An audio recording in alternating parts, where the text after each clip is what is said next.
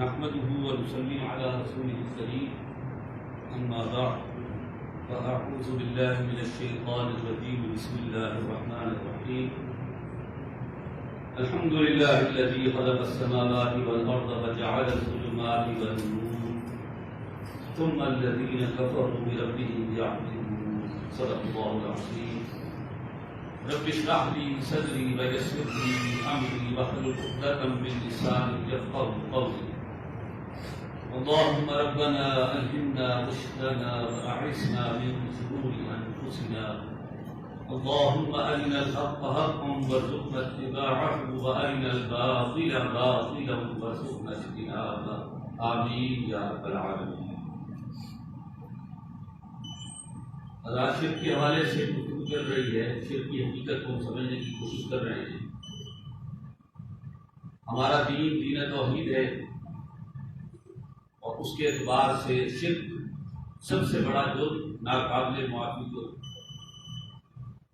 یہ میں نے گزشتہ ایک بار بھی عرض کیا تھا کہ اگر کوئی مسلمان بھی شرک کے ساتھ مر جائے بغیر توبہ کیے تو وہ ہمیشہ ہمیشہ کافروں کے ساتھ جنگ رہے. یہ اتنا بڑا جرم. گزشتہ ایک بار ہم نے 3 قسمیں تھیں جو ہمارے سامنے آئی تھی: شرک ذات، شرک صفات، شرک حقوق یا شرک عبادت. ان میں سے پہلی پر ہم نے بات کی تھی شرک ذات. شرک ذات کی آگے پھر 2 قسمیں. ایک شرک ذات مذہبی نوعیت کا شرک، جس پر ہماری گفتگو مکمل ہو گئی کہ یہ شرک ذات جو مذہبی نوعیت کا ہے یہ ان قوموں میں پیدا ہوا جو آسمانی کتابوں پر ایمان رکھتی ہیں. وہ تفصیل ہم گزشتہ ایک بار سمجھ چکے.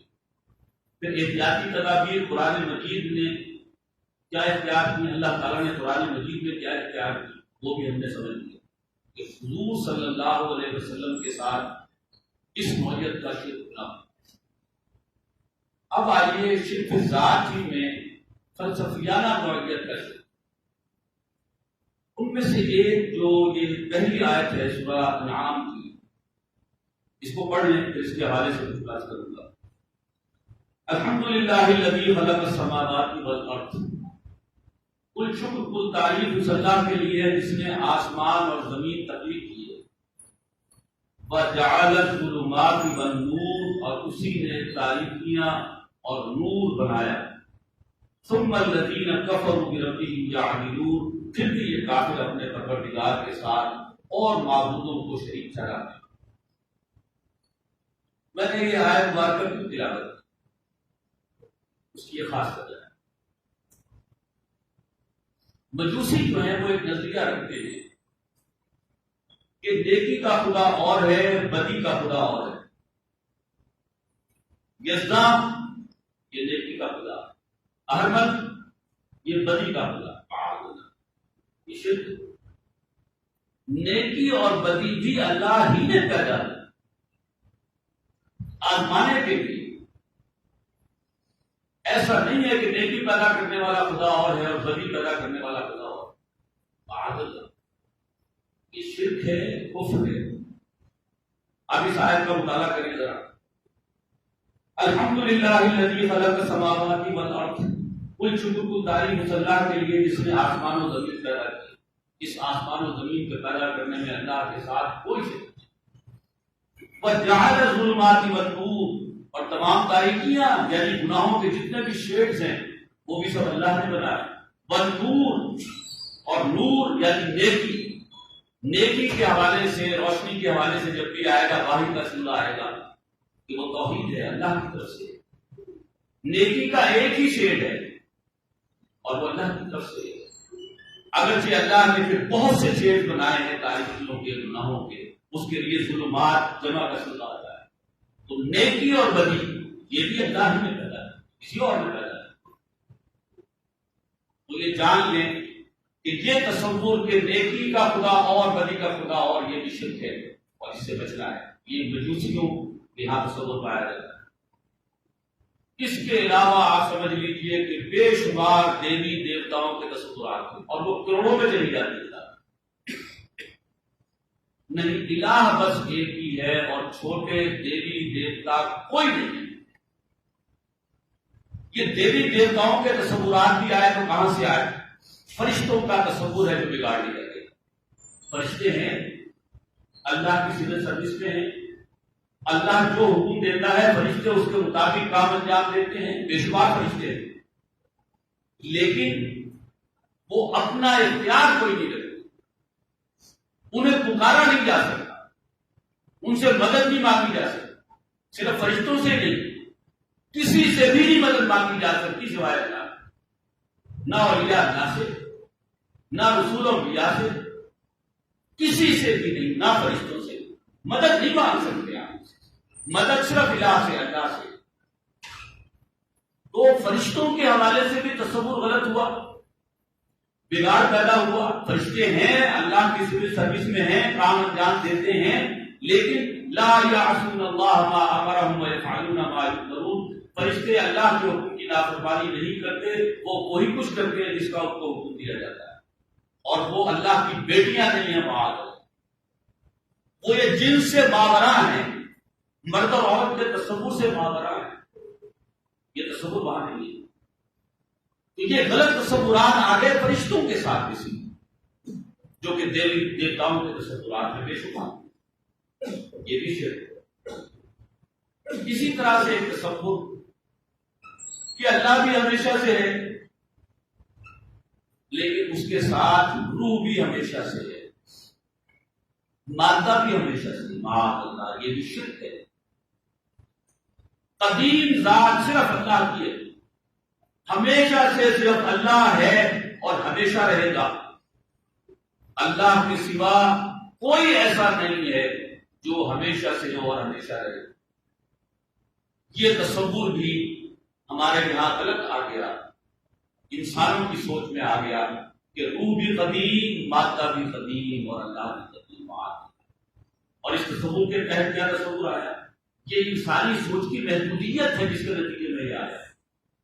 جیسے ہم دنیا میں دیکھتے ہیں کہ لکڑی ہے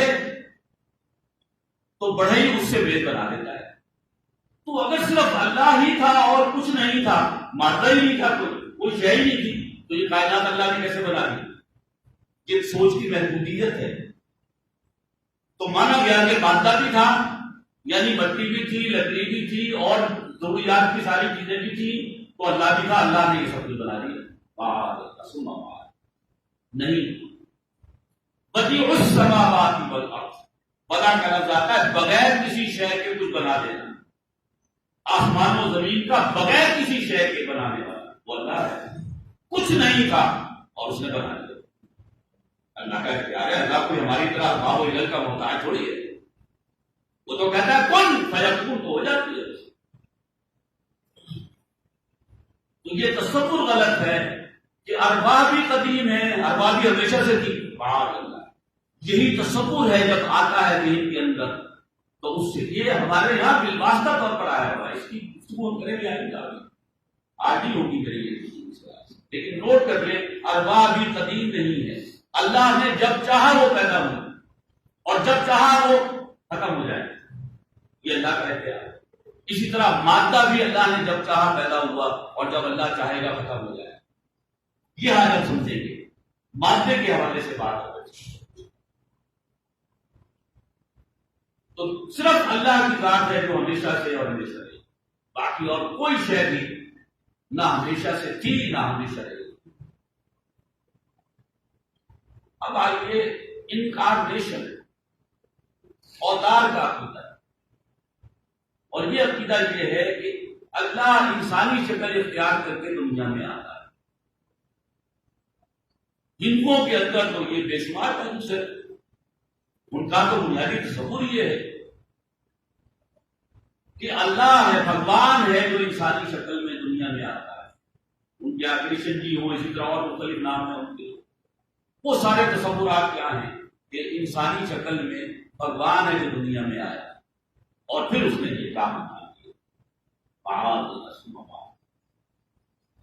عیسائیوں کے اندر حضرت عیسیٰ علیہ السلام کے حوالے سے بھی یہ تصور پیدا ہوا یا پیدا کیا گیا کہ اللہ ہی ہے جو حضرت مسیح علیہ السلام کی شکل میں دنیا میں آیا.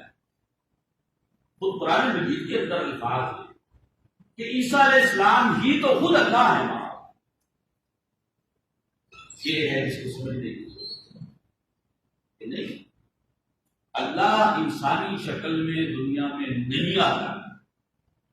یہ غلط تصور، یہ مذہبی تصورات ہی کے اندر بگاڑ کر دیا ہے. اور یہاں نوٹ کر لیں کہ اسماعیلی مبلغین جب آئے بر پاک و ہند میں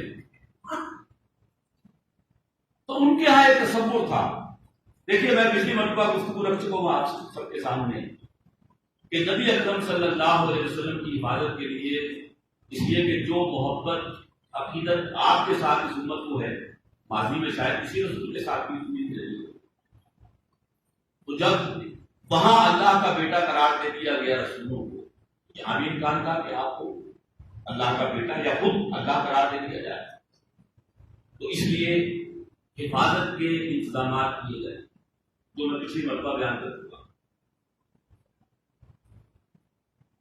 ہمارے جتنے بھی دینی حلقے ہیں، مذہبی حلقے ہیں، کسی کے بھی بنیادی عقائد میں یہ شے شامل نہیں ہے.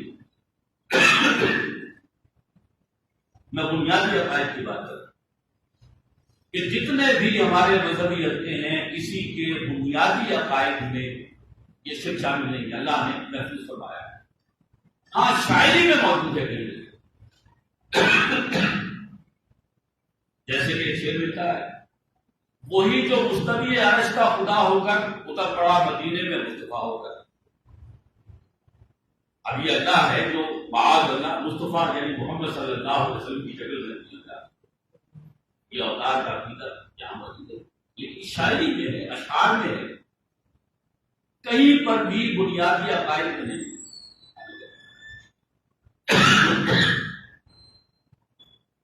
بنیادی عقائد میں نہیں ہے، اشعار میں بہت نہیں. اسی طرح سے بغیر عین کے عرب ہم نے دیکھا، منبر کے اوپر بغیر عین کے عرب ہم نے دیکھا. اب عرب میں سے عین نکال دیجیے تو پھر کیا ہوگا؟ اور یہ بھی اشارہ جو ہے محمد رسول اللہ صلی اللہ علیہ وسلم. تو یہ اشعار کی شکل میں ضرور موجود ہے تصور، لیکن کہیں آپ کو ہمارے مذہبی دینی حلقوں کے جو بنیادی عقائد ماننے کے لیے بات ہے، یہ اللہ کا شکر. لیکن آپ اندازہ لگائیے کہ نبی اکرم صلی اللہ علیہ وسلم ان کی حفاظت کا خصوصی انتظام کیا گیا کیونکہ آپ کے بعد کوئی نبی کو رسول نہیں آتا. لیکن آپ ہی کے امتی یعنی حضرت علی رضی اللہ تعالیٰ عنہ آپ کے ساتھ بالکل ہوا. وہ جو میں اسماعیلی مبلغین کا حوالہ دے رہا تھا، اسماعیلی مبلغین جب آئے ہیں یہاں بر عظیم پاک و ہند میں، یہ شیعوں ہی کی ارشاد ہے. یہاں پہلے سے اوتار کا عقیدہ موجود تھا. یہ حضرت علی رضی اللہ تعالیٰ کے بارے میں تصور رکھتے تھے کہ اللہ ہے جو انسانی شکل میں. اور یہ فتنہ آپ اندازہ لگائیے کہ خود حضرت علی رضی اللہ تعالیٰ کے دور میں موجود تھا. آپ نے نہ جانے کتنے ہی نام نہاد ایسے مسلمانوں کو زندہ جلایا، لیکن وہ یہ کہتے ہوئے جل گئے کہ خدا ہی ہمیں جلا رہا ہے تو ہمیں اور کیا چاہیے.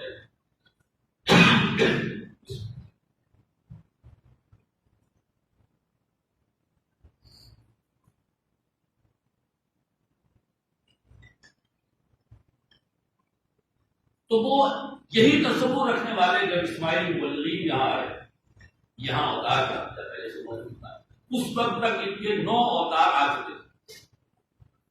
انہوں نے کہا اب شریعت ویسے ہی جو ہے وہاں پر بھی ثابت ہو چکی تھی. اس وقت یہ نوٹ کر لیں جیسے پال نے عیسائیت کے اندر ایک طرف شرک لایا ہو،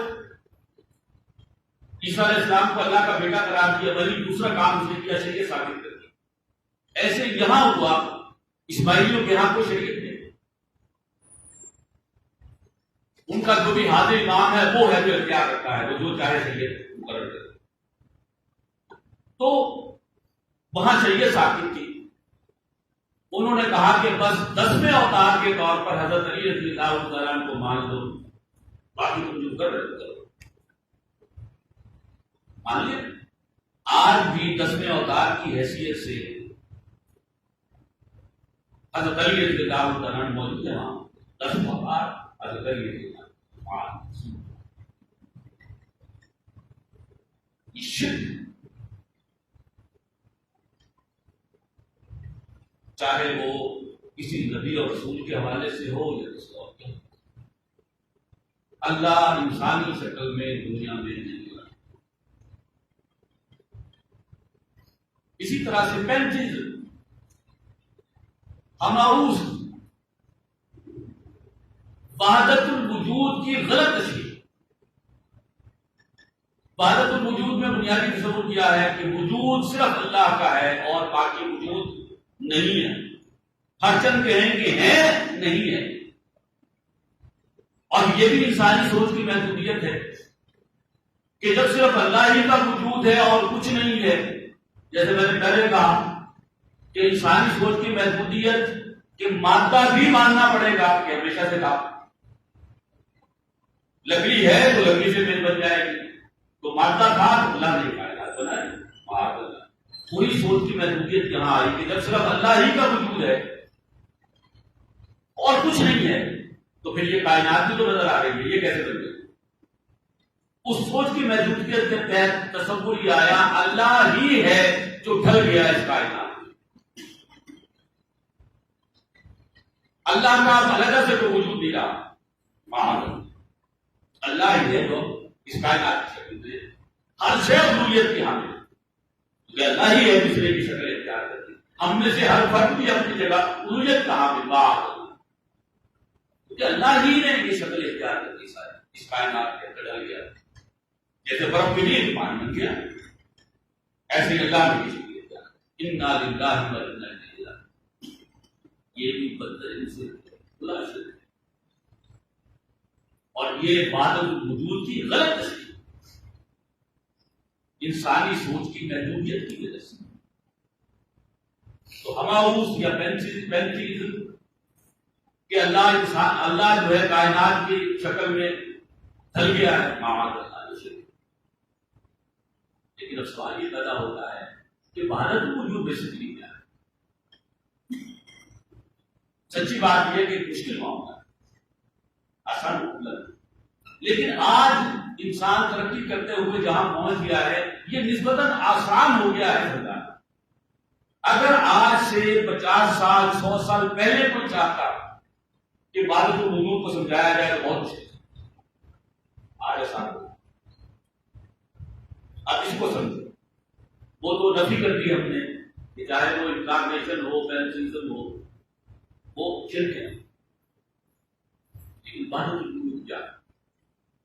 سب سے پہلے یہ سمجھے کہ آج ہم کس دور میں زندہ ہیں۔ آج ہم آئنسٹائن ایرا میں زندہ ہیں۔ اس سے پہلے ایک دور تھا، وہ نیوٹن ایرا تھی، نیوٹن کا دور۔ میں نے در حقیقت اسی کا حوالہ دیا تھا کہ اگر آپ 50 سال 100 سال پہلے چلے جائیں، وہ نیوٹن دور تھا،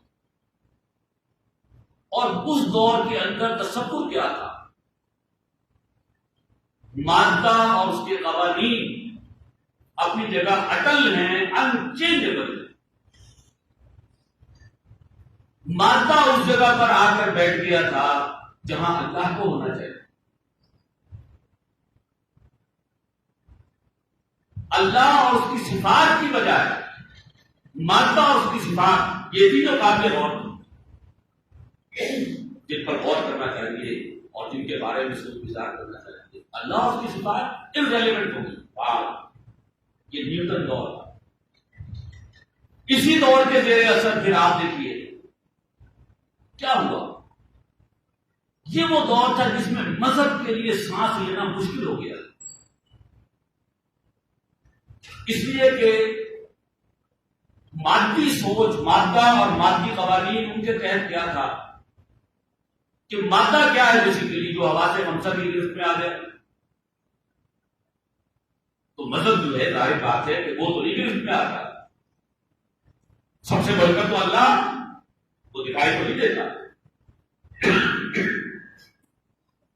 فرشتے اسی طرح جنات، آخرت کا تصور، جنت دوزخ، یہ ہوا سے ہمسا کی گرفت میں تو نہیں آتے. تو وہ دور تو ایسا تھا کہ جو ہے ہوا سے ہمسا کی گرفت میں نہ آئے اس کو مت مانا.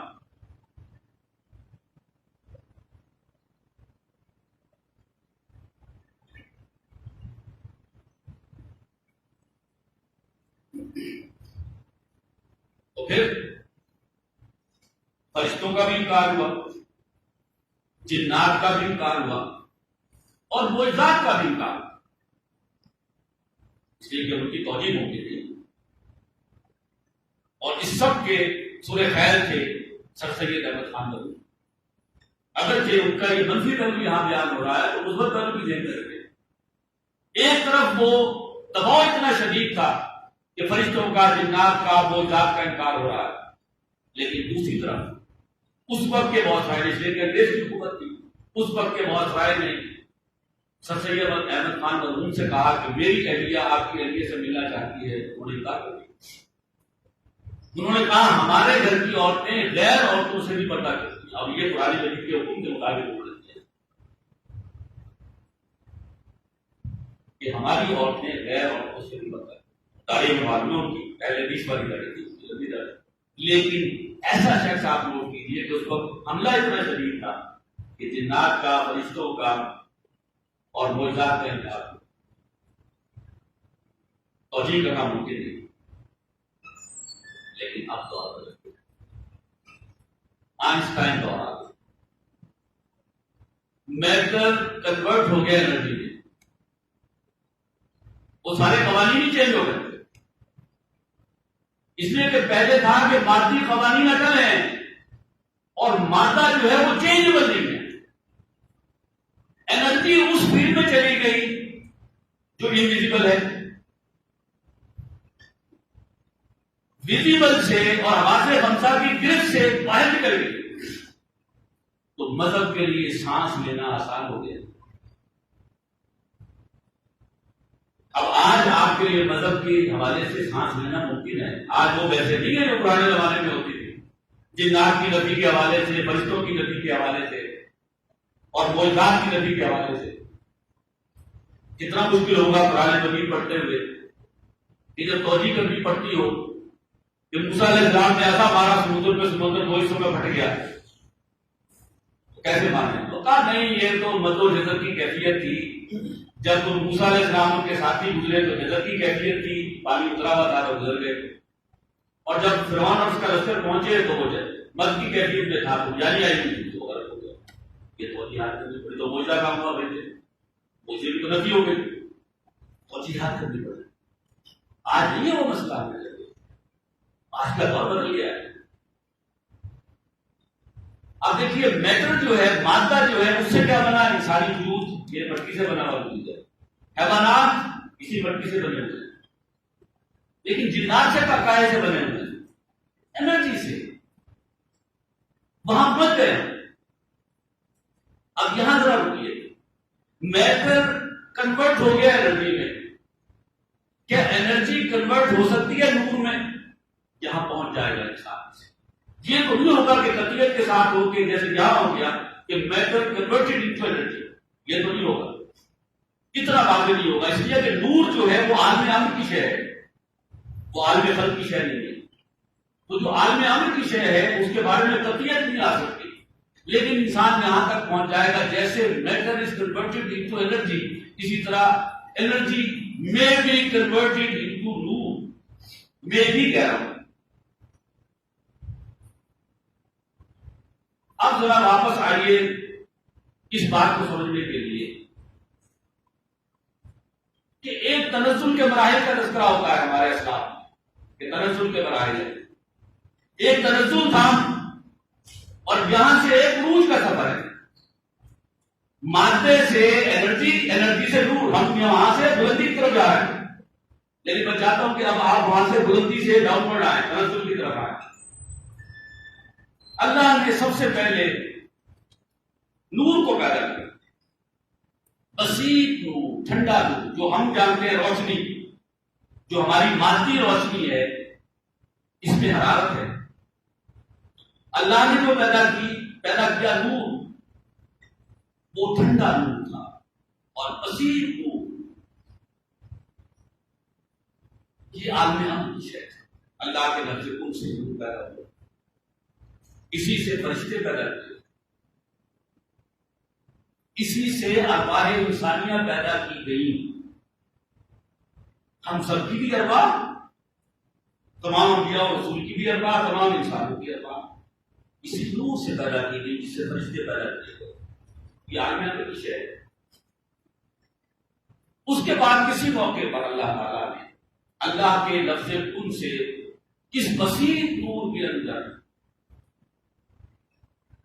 بہت بڑا دھماکہ ہوا، جسے آج ہم بگ بینگ تھیوری کے نام سے جانتے ہیں، جہاں ہماری سائنس پہنچ گئی. اللہ کے لفظ کن سے بہت زوردار دھماکہ ہوا، بہت بڑی بڑی لہریں پیدا ہوئی جس کا ہم تصور نہیں کر سکتے، جس کے نتیجے میں ارب ہا ارب درجہ حرارت کے بے شمار درجات پیدا، بے شمار، جن کا ٹیمپریچر بہت زیادہ ہے. اس کے بعد اللہ تعالیٰ کے حکم سے انہی بہت زیادہ ٹیمپریچر والے ذرات کے ذریعے سے کہکشائیں بننے کا عمل شروع ہوا، اس کائنات کے بننے کا عمل شروع ہوا، اور اسی سے کسی وقت ہمارا سولر سسٹم وجود میں آیا. سورج ہمارا جو یہ کسی دھماکے سے لگا ہوا، لیکن پھر اللہ کے لفظ کن سے اس سورج پر کسی وقت کوئی دھماکہ ہوا، اور اس دھماکے کے نتیجے میں یہ مختلف سیارے جو سورج کے گرد ہی گردش کر رہے ہیں وہ اس سے لگا ہوا.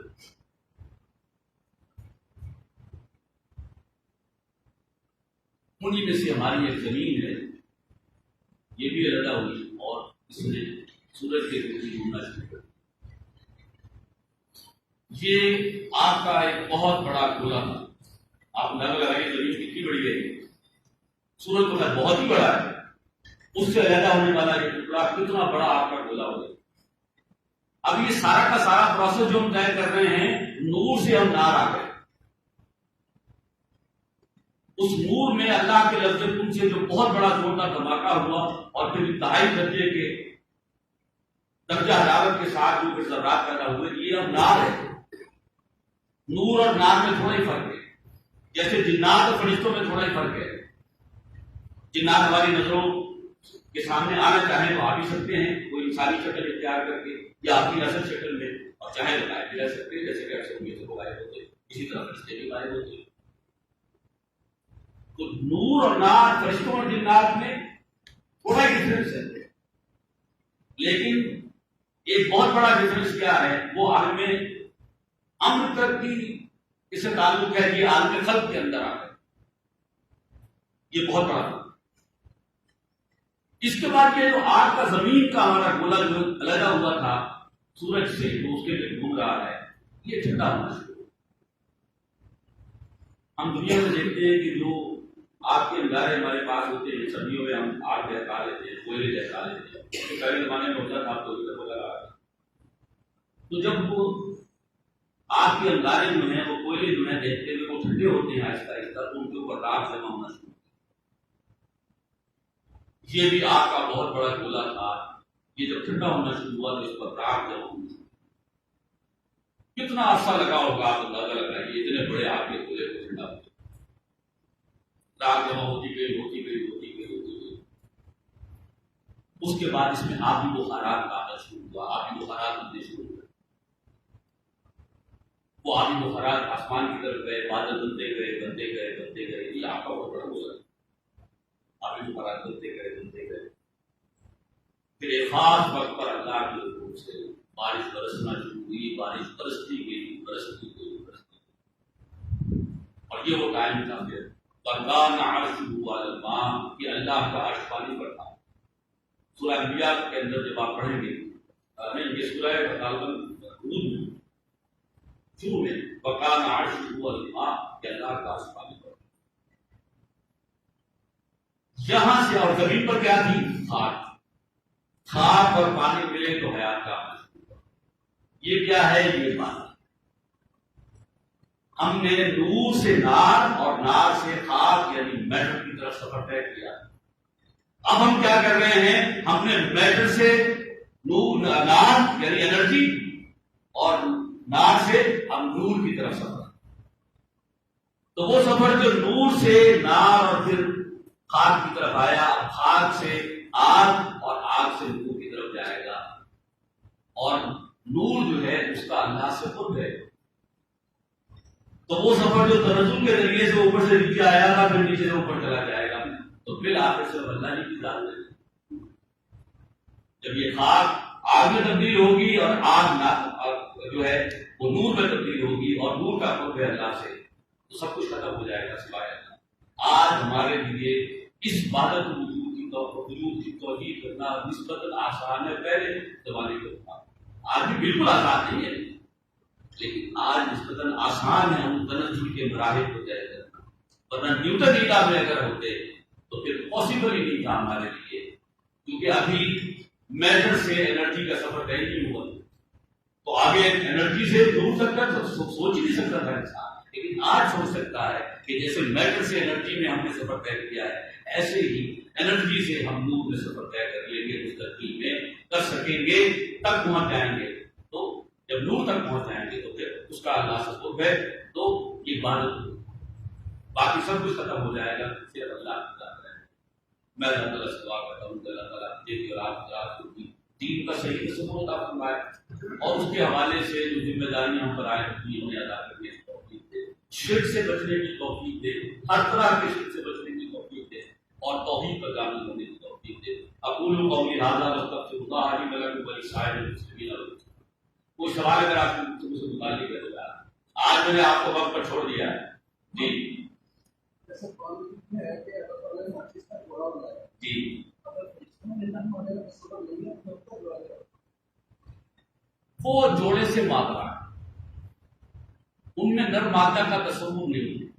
اس کو آپ صرف عالم خلق کے لیے سمجھیں کہ اس عالم خلق میں ہم نے ہر شے کا جوڑا بنایا ہے، تو عالم خلق کے اندر کوئی شے جوڑے کے بغیر نہیں، ہر شے جوڑے کی ضرورت ہے۔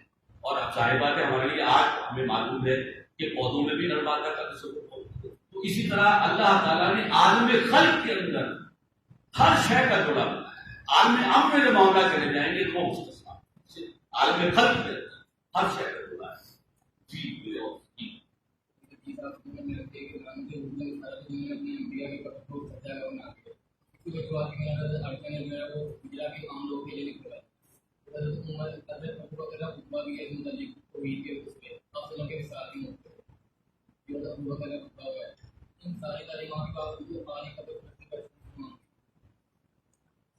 دیکھیے، یہ اس میں کوئی شک نہیں ہے کہ حضور صلی اللہ علیہ وسلم کو بھی اس بات کا خطرہ تھا کہ یہ چیزیں میری امت میں آ جائیں گی، تو آپ نے اس حوالے سے بھی تدقیق کی۔ لیکن آپ اگر عقائد کو دیکھیں گے نا، مجھے اچھی طرح یاد ہے کہ اب سے کچھ عرصہ پہلے باقاعدہ عدالت کے اندر آ کر، مجھے یاد نہیں ہے کہ کس نے بیان کیا تھا، لیکن بریلوی مکتبہ فکر کے علماء کرام نے بیان کیا تھا، اور انہوں نے واضح کر دیا تھا اس بات کو کہ جو کچھ یہ قبروں پر جا کر سجدے وغیرہ کرنا یہ چیزیں ہوتی ہیں، یہ سب حرام ہے۔ تو ہمارے جو بنیادی عقائد، اسی میں نے آج بھی بات کی، بنیادی عقائد جو ہے اس میں تو یہ سب چیزیں حرام ہیں۔ وہ علیحدہ بات ہے کہ ہمارے یہاں آپ کہہ لیجیے کہ جہالت، جاہل مولوی جو ہے وہ ان چیزوں کے اوپر جو ہے چلتے ہیں، اور پھر اس کی وجہ سے جو ہے بگاڑ پیدا ہوتا ہے۔ تو لیکن اس کو بڑی حکمت کے ساتھ ٹیکل کرنی ہے، اس کو صرف خالص کسی کو ٹارگیٹ کر لینا یہ نہیں ہے۔ قرآن و سنت کی روشنی میں آپ اصولی طور پر بات کریں، اور اس کے ساتھ جہاں جہاں جو شہری شیت کے زمرے میں آتا ہے اس کو ہم بیان کریں۔ تو یہ تو بالکل واضح ہے بات کہ عدالتی بیان جو ہے وہ آ گیا مجھے یہاں پر، میرے دل میں نام نہیں آ رہا، تو اس وقت جو ہے بریلوی مکتبہ فکر کے بہت نمایاں تھے، عالم دین، ان کا بھی انتقال ہو چکا ہے، تو انہوں نے آ کر باقاعدہ عدالت میں بیان کیا تھا، اور بالکل واضح کر دی تھی بات کہ یہ جیسے تو ہم اس کو بنیاد نہ کر بدلے کے ساتھ یہ بات کر سکتے ہیں، اور قرآن سنت کی روشنی کو بھی کر سکتے ہیں، لیکن جہاں کہیں موضوع ہو تو پھر موضوع کے پاس جی اور کیا اس دنیا میں رہ کے مطلب عالم امر کی جتنی چیزیں ہیں وہی تو ہمارے لیے غیب سے متعلق ہیں، اور یہی آزمائش ہے کہ ہم یقین کریں ان پر بغیر دیکھے، چاہے وہ فرشتے ہوں، جنت دوزخ ہو، اللہ ہو، سب چیزیں جتنی بھی